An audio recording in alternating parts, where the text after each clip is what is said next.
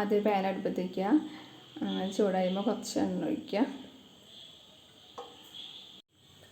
എണ്ണ ചൂടായി വരുമ്പോൾ കുറച്ച് കടുക് ഇടുക. ഇനി 2 സവാള അരിഞ്ഞിടുക. ചെറുത് നന്നായി മൂത്ത് വന്നിട്ടുണ്ട്. ഇനി നമുക്ക് ഇതിൽ ചിരകി വെച്ച് മുളക് പൊടി ഇടാം. ചിരകി വെച്ച തേങ്ങ ഇടാം. 2 ടേബിൾ സ്പൂൺ തേങ്ങ. ഇനി 1/4 ടീസ്പൂൺ മുളക് പൊടി, ആവശ്യത്തിന് ഉപ്പ്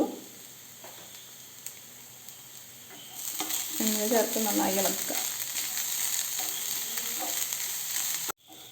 ഇനി നന്നായി വാടി വന്നിട്ടുണ്ട്. ഇനി നമുക്ക് ഇതിലേക്ക് പപ്പടം പൊടിച്ചത് ചേർത്ത് കൊടുക്കാം. ഇപ്പോൾ ഇതിലേക്ക് 3 പപ്പടം പൊടിച്ചാണ് ചേർത്തത്. ഇനി നന്നായി മിക്സ് ചെയ്യാം.